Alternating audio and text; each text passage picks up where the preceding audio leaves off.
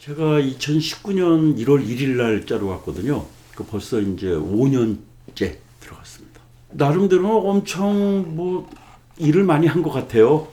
네. 그래서 계획을 했다가 된 일도 있고 안 된 일도 있고, 하지만 안 된 거 속에서는 그 안 된 이유 때문에 또 이제 제가 좀 더 이 지역도 많이 알게 되고 문화의 그 폭도 좀 넓어지는 부분도 있고, 저희가 매년, 그러니까 제가 와서 한 게 아니라 우리가 기본적으로 1년에, 그 코로나 이전에는 한 480에서 한 500건 정도의 공연과 행사, 전시를 하는데요. 그 중에 우리가 보통 한 75건에서 한 80건 정도를 자체 기획을 합니다. 2020년 2월에 우리가 이제 신년음악회를 멋지게 했거든요. 신년음악회를 하고, 그리고 2019년에 저희가 한 6억 정도를 예상보다 더 수익을 올렸습니다. 또 우리가 2021년이 개관 20주년이 되거든요. 그러니까 이대로 나가면은 21년에는 진짜 멋있게 그 축제를 할 수 있겠다. 그동안에 못했던 뭐 멋있는 단체들도 부르고, 우리 지역 또 예술인들을 위해서도 멋진 장을 마련할 수 있겠구나 해서 한참 부풀러서 2월 달에 신년음악회를 했는데, 바로 2월 말에 코로나가 비상이 걸려갖고서 계속 이제 관객 못 오게 하고 문 닫고 대관 물려주고 하면서 막 형편없이 막 떨어졌습니다.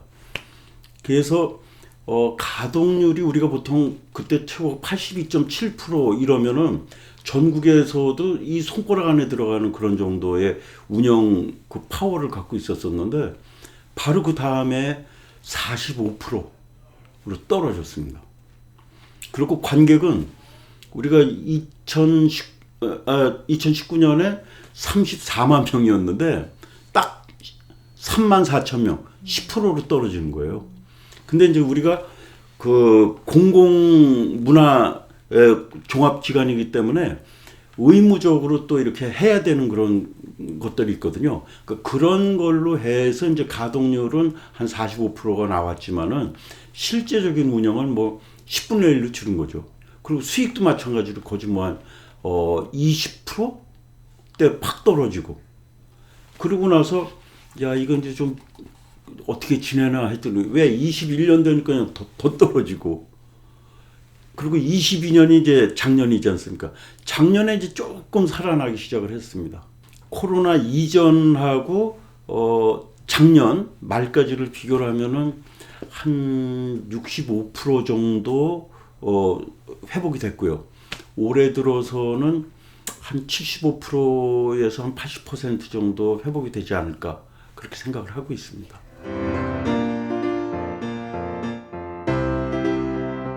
65년도부터 해서 현재까지니까 35년에다가 한 58년, 59년 차 시간이 그렇게 갔습니다. 남들이 볼 때 좀 낙천적이다, 뭐 이제 그렇게 보이는 부분이 있어서 그런지 뭐 세태에 후들리거나 그런 적 그게 별로 없기 때문에 여기까지 온 것 같습니다. 제가 처음에 이쪽에 시작을 한 거는 이제 그 연극을 아역 때 시작을 했습니다.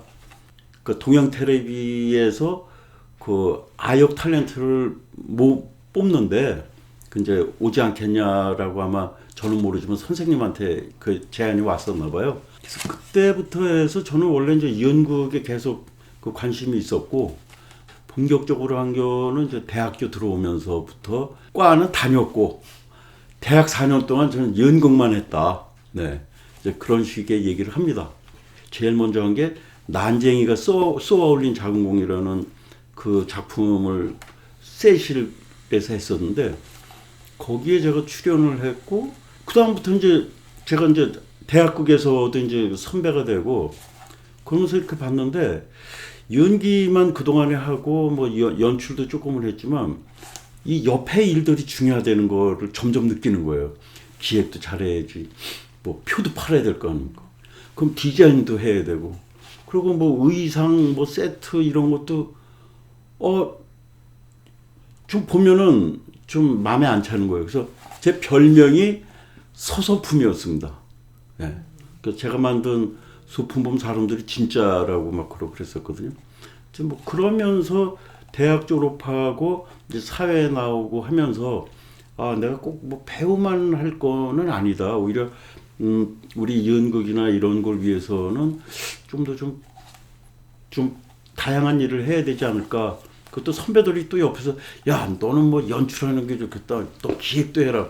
막 그러는 바람에 그 하려는 거는 기분 좋은 일이니까 막 정신없이 하다가 보니까 뭐 지금까지 이렇게 연결이 된 것 같습니다. 네.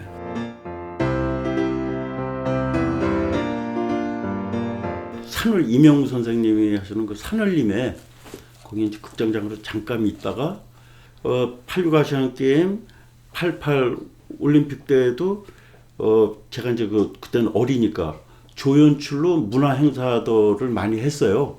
그러는데 바로 이제 호아마톨에서 오지 않겠냐는 제의를 받았어요. 그래갖고 이제 호아마톨로 가게 됐었죠. 네. 제가 어려서 아역할 때 했던 나비를 따라간 소년이라는 작품이 있습니다. 지금도 제가 그 대사를 기억을 하는데요. 카렌, 난 너를 기다렸어. 뭐 그런 대사였던 것 같아요. 그 다음에는 제가 명동예술극장, 1966년도에 그 극단 산하에서 한 그 베케트라는 작품을 거기 제가 이제 왕자로 출연을 했었습니다. 그래서 그게 처음으로 이제 명동예술극장에 그 큰 무대에 일반 무대에 이제 섰던 그 기억이 나고요. 그때 연출이 이제 표재순 선배님이셨고 이순재, 김성옥, 그다음에 또 저 강부자 뭐 이런 분들, 그리고 옛날에 이제 여로 유명한 드라마에 나왔던 이제 김희진 뭐 이런 분들이 같이 출연을 했었죠. 또 이제 호아마톨에서 제가 이제 연극 영화 담당을 했고 볼쇼이 발레가 우리나라에 처음으로 들어왔을 때 제가 이제 그 한국 측 무대 감독을 했습니다. 내 마음의 풍금이라는 영화를 했었고, 그 다음에 또 이제 9살 인생이라는 영화도 했었고, 그리고 또 제일 중요한 거는 제가 여기 한국 소리문화의 전당 개관을 2001년에 해놓고 2002년이 또 한일 월드컵이었지 않습니까? 그 일본에서 이제 한국 문화전을 하는데 제가 그 문화전 그 총감독을 맡아갖고 그때는 이제 여기 이제 그 개관을 해놨으니까 개관해놓고 이제 양일구에서 거기 한 2달 동안을 한 일주일에 한 번씩 그래서 한 2달 동안을 그 한국 문화전을 거기 가서 이제 했던 기억이 나고.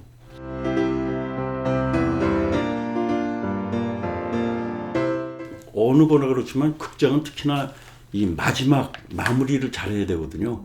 그 이제 특히나 음향이라든지 조명이라든지 이런 거 설치할 때, 특히 음향 같은 건 이 반사판이나 이런 것들을 고정으로 설치할 때 각도가 조금만 달라져도 이게 전체가 다 그 음향이 엉켜버리는 이제 이런 상황이 벌어지는데, 그때 걔도 제가 조금 이제 좀 아는 척을 좀 했겠죠.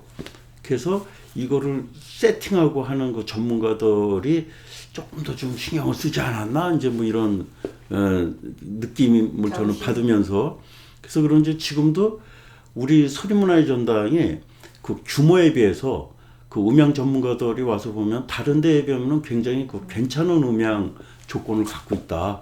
네, 그런 평가를 받고 있습니다. 네, 그래서 그런 것도 하나 이제 그 좀 뿌듯한 거죠. 네. 개관할 때 제가 이제 예술 감독으로 와서 개관을 해놓고 그리고 조금 더 일을 좀 하고 싶었었어요. 근데 그 이유는 뭐냐면은 우리 전주는 진짜 구슬이 많습니다.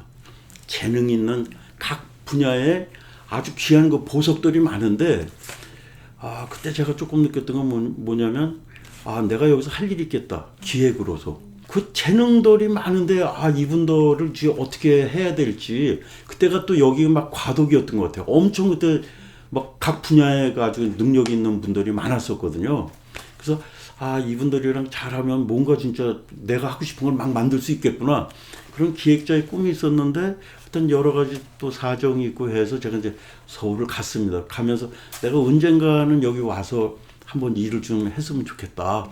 그런 생각을 갖고 있지만 언제 날 부를까? 그리고 잊어먹었었죠.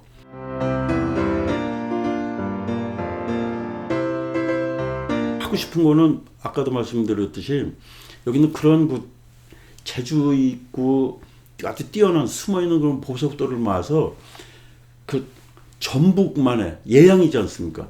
예향다운 그런 그 작품들을 좀 만드는 일을 좀 해야 되겠다라고 이제 왔는데, 이 대표라는 게 작품만 만드는 게 아니고 이제 여러 가지 경영의 문제도 개선도 해야 되고, 이제 어떻게 보면 가장 큰 거는 이 예산을 많이 만들어내는 것이, 전에 예술 감독일 때 내가 주체가 돼서 막 했지만 지금은 우리 시스템이 굴러가게 해야 되고, 그러니까 기획자들이 또 이제 뭐 일을 하게 하려면 큰 바운더리를 만들어주는 건 결국은 예산이지 않습니까? 그래서 사실은 제가 있을 때의 예산보다 20년이 지났는데 크게 늘어나지 않은 그런 그 상황이더라고요. 그래서 다른 데 비하면은 우리 지금 직원들 규모가 최소한도 한 50%가 안 되는 겁니다. 다른 데에 비교하면. 근데도 굉장히 열심히 일을 하고, 오히려 그래서 그런지 퀄리티가 높은 직원들이 많이 있죠. 어느 정도 규모가 되고 그 문체부에서 인정하는 그런 공익성이 있는 극장들이 225개가 가입이 되어 있는 한국문화예술회관 연합회라는 단체가 있습니다. 거기서 1년 동안 이제 극장 운영을 평가를 해서 최고상이 이제 문화체육관광장관상이거든요. 거기서 저희가 이제 최우수 상을 받았습니다. 그래서 2019년에 그 서울문화의 전당 사상 최고의 그 수익률도 높이고 가동률도 최고였었는데, 20년에 들어와서 신춘음악회 끝나고 나서 코로나 때문에 확 꺼졌지 않습니까? 아니 그러면 이 극장 어떻게 할 거냐? 우리는 그렇지만 도민들이 볼 때는 저 아까운 건 논리네 하고, 그래도 뭘 좀 해야지 뭐 이런 기대치가 있을 텐데 해서 저희가 그 비대면 공연은 또 우리가 전국에서 선도적으로 했습니다. 2020년에는 6번을 저희가 만들었습니다. 근데 또 이 공연을 영상으로 담는다는 거는 그냥 텔레비나 영화 찍는 거랑은 또 좀 다르지 않습니까? 그러니까 이게 다 서로 경험치가 없는 상황에서 이걸 어떻게 할 것이냐. 그래도 우리가 그 또 뭐 클래식만 할 거냐. 이것도 아니까 클래식, 그 다음에 대중가요, 그 다음에 뭐 락, 뭐 다양한 재즈 뭐 이런 식의 그 우리 지역 예술인들이 그래도 출연을 하고, 이 기회에 이런 거를 또 이제 영상으로 소개하는 그런 걸 만들려고 이제 6개를 저희가 만들었었어요. 근데 생각보다 반응이 좋아갖고 그 몇만씩 그 조회수가 올라간 거예요. 네. 그래갖고 야 이것도 또 우리가 그래도 좀 잘했구나. 그래서 지금도 그건 계속 하고 있습니다. 네. 그래서 올해도 지금 3개는 하려고 하는데 그런 그 하고자 했던 친구들, 그 다음에 또 봤던 그 매니아들이 그것도 좀 보고 싶다. 그래서 계속 2020년부터 지금까지 이제 계속 그걸 맥을 유지하고 있는 거, 뭐 이런 것도 이제 기분 좋은 일이고요.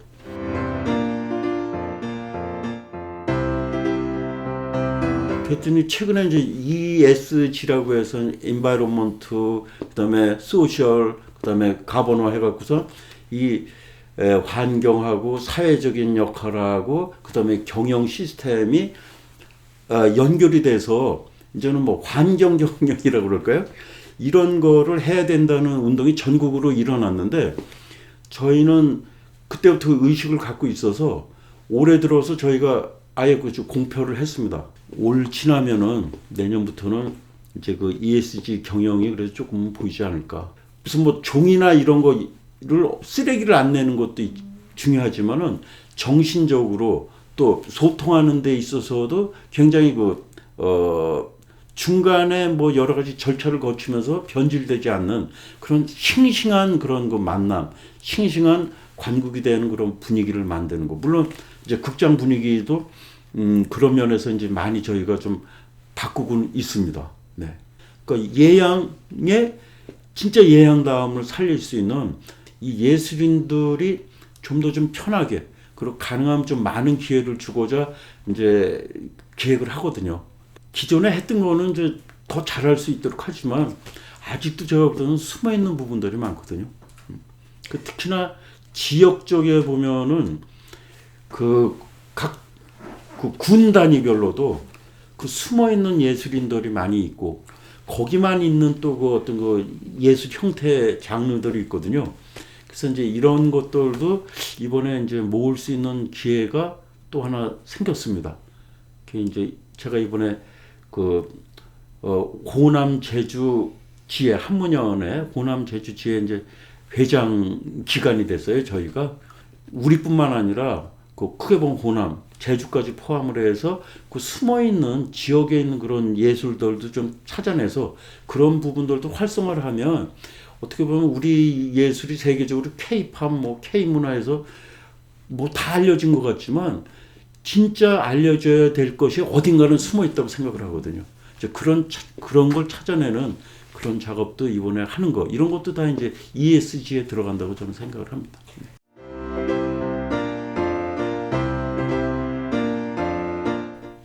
극장을 운영하고 만들고 또 직접 무대에 오르는 그 예술인들의 책임이 저는 더 크다고 봅니다.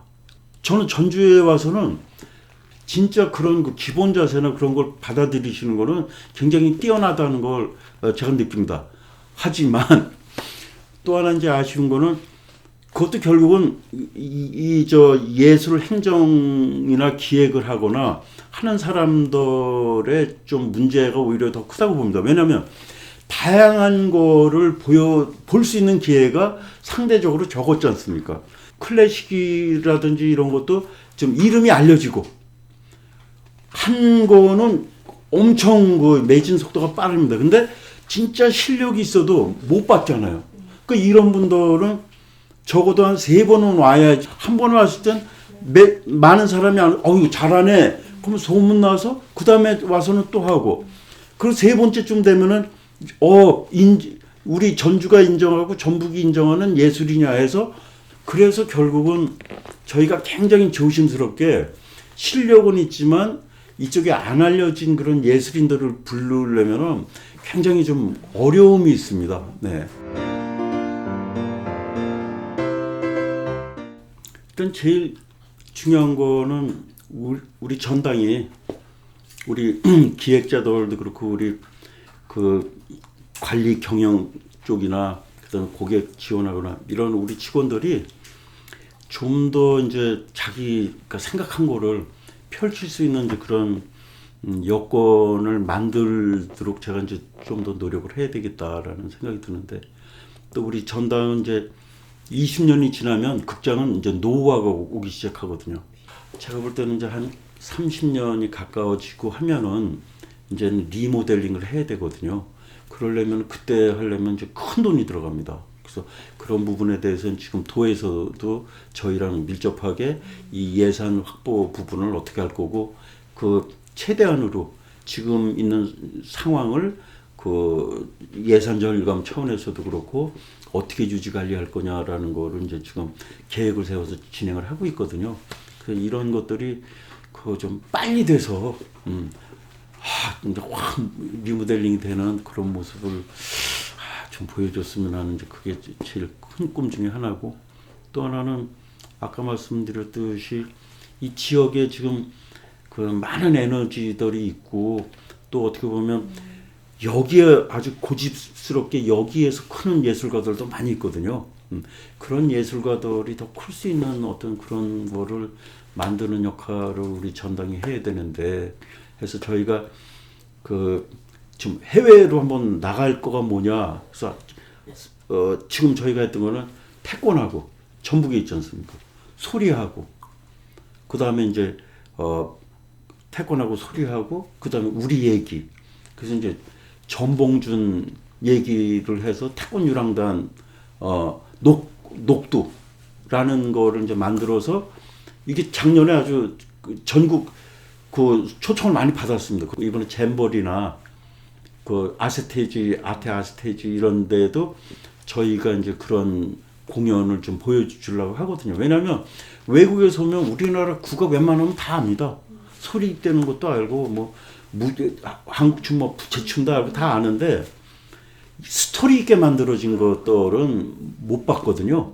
거기다 태권도 들어가서 막 와다닥 하고 거기 우리 소리하고 들어가고 하면 이런 볼거리를 만드는 시도가 그래도 성공적으로 좀 이루어졌다 해서 이거를 좀 더 이제 만들어서 근데 이거 인원이 많이 필요한데 해외 한번 나가려면 또 이제 적정 인원이 있지 않습니까?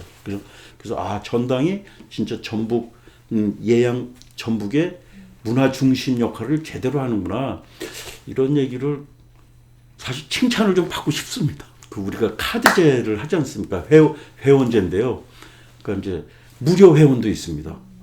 그런 거를 좀 많이 이용을 좀 해주셨으면 하는 생각이 있고요. 그렇지만 하여튼 늘 그래도 우리 도민들께서는 놀래요. 우리 이 극장 규모면은 500만이 되는 도시에서 유지가 돼야 될 규모거든요. 500만이 있어야 될 도시에 있어야 될 극장이 우리나라에서 제일 가동률이 높게 움직인다는 거는 이거는 논문감이죠. 한마디로. 우리 도민 여러분들한테는 늘 제가 감사합니다. 우리 문화 쪽으로는 그래도 역시 저력 있는 게 우리 전북이다. 예. 그래서 하여튼 예양이라는 거에 누가 안 되는 진짜 한국 소리문화전당이 그래도 생겨서 구실을 잘했다. 이런 얘기를 듣고 싶습니다.